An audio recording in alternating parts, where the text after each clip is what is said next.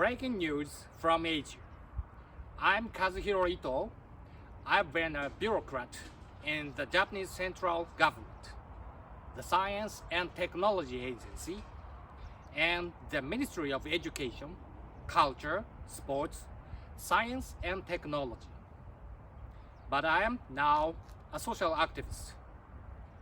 I always bring you videos featuring gorgeous Japanese backdrops from ancient, medieval, and modern historical sites. From high mountains until ports, to all our viewers who always look forward to them. Today, I'm reporting from the Shinkansen bullet train high-speed test vehicle storage facility in Maibara, Shiga Prefecture, Japan. Before I get started, I'd like to express my condolences to the victims of the indiscriminate massacre that occurred in Taipei. According to reports, it was a case of military service evasion, and the assailant himself jumped off a building to commit suicide. This is truly tragic, as it might not have happened if the situation in Taiwan had remained peaceful.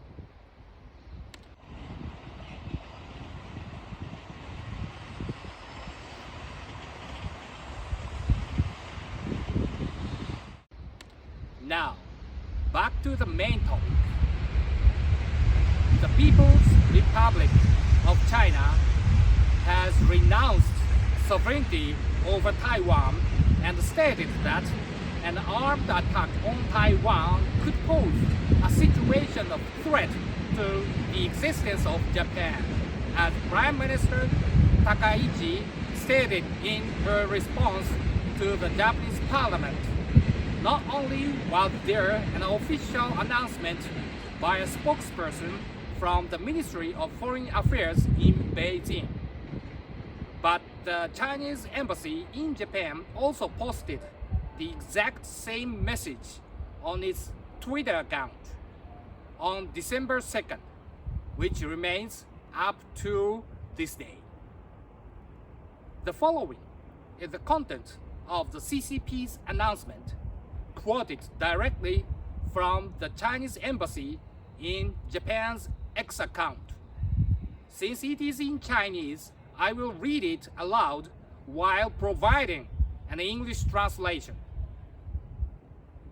The so-called San Francisco Peace Treaty cited by Prime Minister Sanae Takaichi is a document issued in the 1950s by some Western countries for unilateral peace negotiations with Japan, excluding major victorious powers of World War II, such as China and the Soviet Union, due to Cold War strategic considerations. This document violates the 1942 Declaration of the United Nations, signed by 26 countries, including China, the United States, the United Kingdom, and the Soviet Union, which prohibits unilateral peace negotiations with enemy states. It also violates the Charter of the United Nations and the fundamental principles of international law. Any vague content regarding the sovereignty of Taiwan or any territorial and sovereign rights of China as a non-signatory deviates from internationally binding documents such as the Cairo Declaration and the Potsdam Declaration, and is therefore illegal and invalid. Takaichi's selective disregard for a series of legal documents that form the cornerstone of the post-war international order, and her singular citation of this illegal and invalid document not only demonstrates ignorance and misinterpretation of history, but also tramples on internationally recognized norms. Let's now look at the provisions of the San Francisco Peace Treaty. This is a peace treaty between Japan and the Allied powers that was ratified in 1951 and came into effect the following year in 1952 following Japan's defeat in World War II. The provisions state, Chapter 2, Territory, Article 2, A. Japan, recognizing the independence of Korea, renounces all right, title, and claim to Korea, including the islands of Quelpart, Port Hamilton, and Dagelet. Japan renounces all right, title, and claim to Formosa and the Pescadores. C. Japan renounces all right, title, and claim to Kuril Islands and to that portion of Sakhalin and the islands adjacent to it over which Japan acquired sovereignty as a consequence of the Treaty of Portsmouth of September 5, 1905. D. Japan renounces all right, title, and claim in connection with the League of Nations mandate system and accepts the action of the United Nations Security Council of April 2, 1947, extending the trusteeship system to the Pacific Islands, formerly under mandate to Japan. E. Japan renounces all claim to any right or title to or interest in connection with any part of the Antarctic area, whether deriving from the activities of Japanese nationals or otherwise. F. Japan renounces all right, title, and claim to the Spratly Islands and to the Paracel Islands. Items B and F are of greatest relevance to the CCP for those in the US and Europe who are unfamiliar with Asian or Japanese history. I would like to offer an easy to understand analogy. Please note, however, that these are merely analogies and that there are many discrepancies.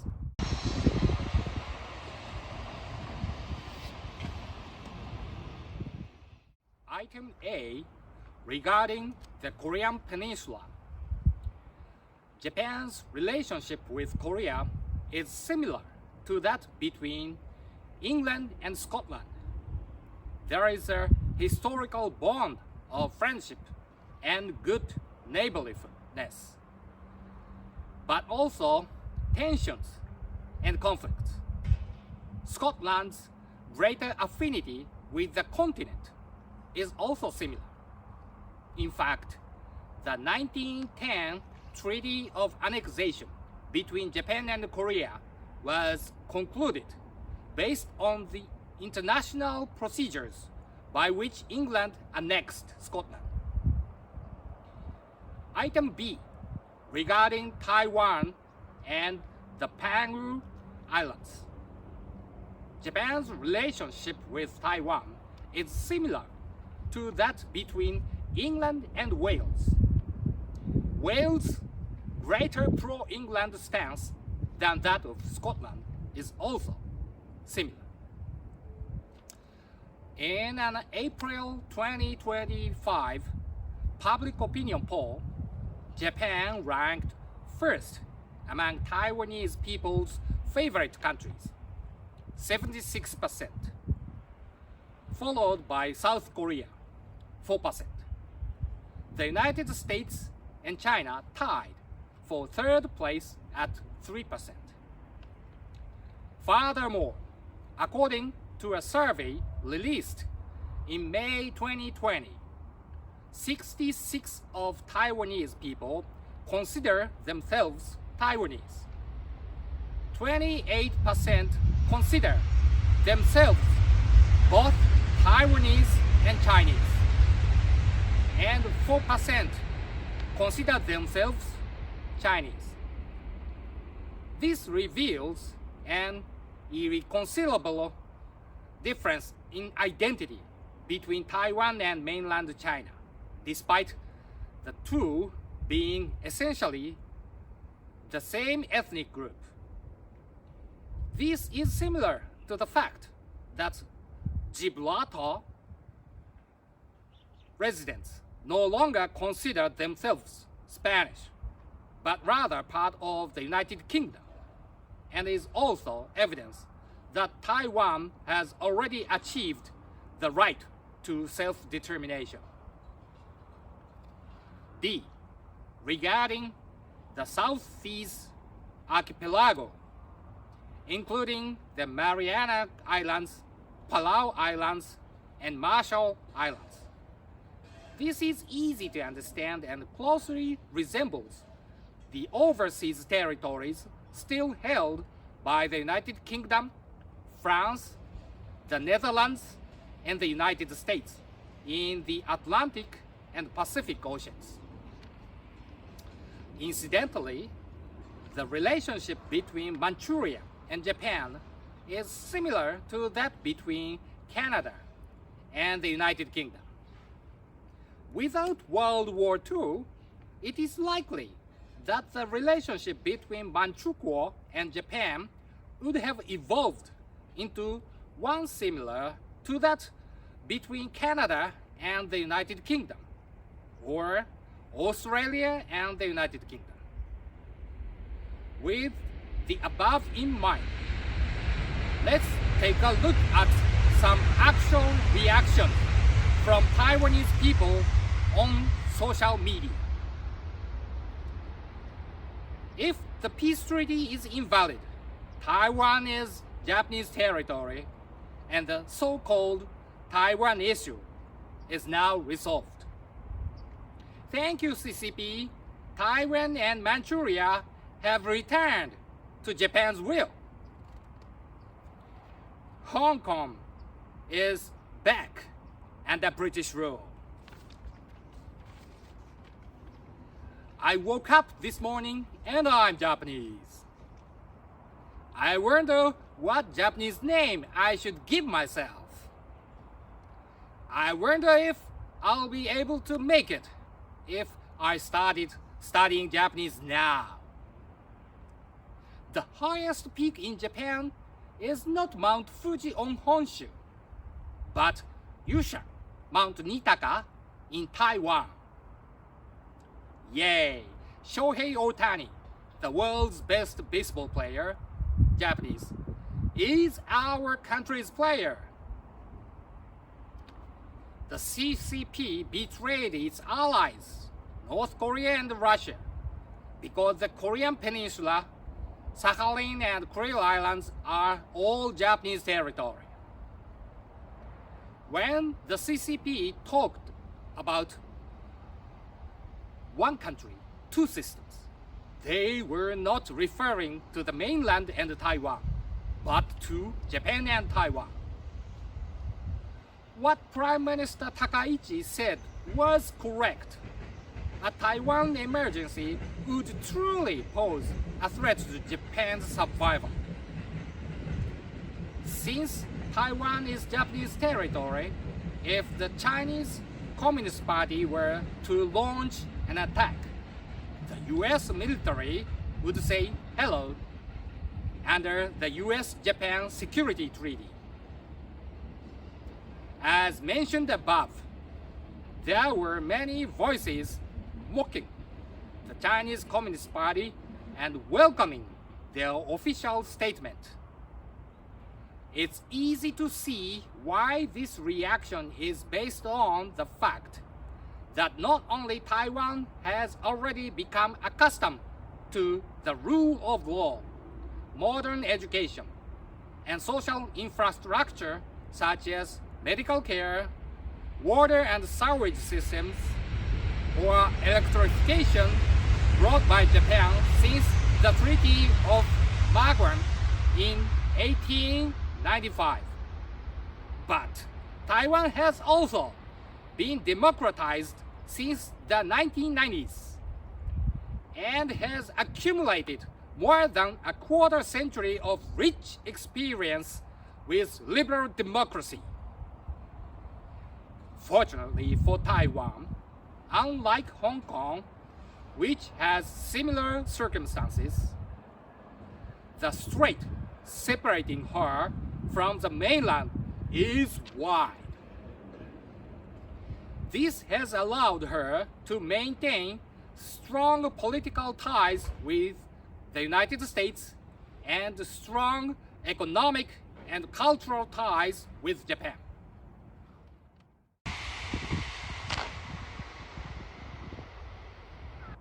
Let me add a bit of context.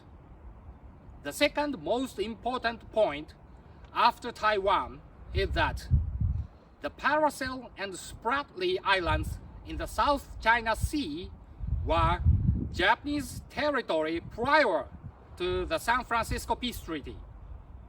These islands were acquired through preemptive occupation during the Taisho era. The South China Sea is currently a turbulent sea, with China's unjustified incursions into the islands escalating into disputes with neighboring countries like the Philippines and Vietnam, often resulting in armed conflict. If, as China claims, these islands are Japanese territory, then with the Japanese Maritime Self-Defense Force under its protection and the US military behind them, the South China Sea will undoubtedly remain a sea of freedom, peace, and prosperity. China was in the midst of a civil war between Mao Zedong's Communist Party and Chiang Kai-shek's Nationalist Party at the time, and therefore was unable to participate in the negotiations for the San Francisco Peace Treaty. Furthermore, because the peace treaty was led by the United States, the Soviet Union at the time rebelled and refused to negotiate the treaty. The reasons why China and Russia did not join the treaty are as explained above, but the Soviet Union and Russia are even more cunning and would never claim that the San Francisco Peace Treaty was illegal and invalid. They are well aware that doing so would put them at a disadvantage. Therefore, their justification for claiming Karafuto and Chishima Islands as their territory is not legal, but a purely political one, that Japan should solemnly accept the result of World War II. However, China today lacks this kind of subtle cunning. As a result, their words and actions are impulsive, disorganized, and foolish. This can be analyzed as a result of the economic and political contradictions rife within China. They are impatient. Unbridled real estate investment and the social economy have led to a buildup of bad debts estimated to be several times China's GDP, and even 10 times the amount of bad debt incurred during the Lehman shock. When compared to Japan's bad debts at the time of the bubble burst, which amounted to 20% of her GDP, the impact is clear. Officially, China's youth unemployment rate exceeds 20%, with estimates placing the actual figure at between 40 and 50%. Though never reported, riots are frequent, and this summer there were reports of a clash involving 5,000 people between Xi Jinping's personal guards and the People's Liberation Army. China is indeed a great dragon. However, its enormous body is already corroded and filled with corruption. It is difficult to predict when this dragon will die or what will happen afterward. However, as former high-ranking US diplomat George Kennan once advocated a containment policy against China is necessary. And under the leadership of Prime Minister Takaichi, Japan, both the public and private sectors are currently preparing for this. Whether China or Russia will fall first, we cannot predict. However, if one falls, the other cannot survive. When they do so,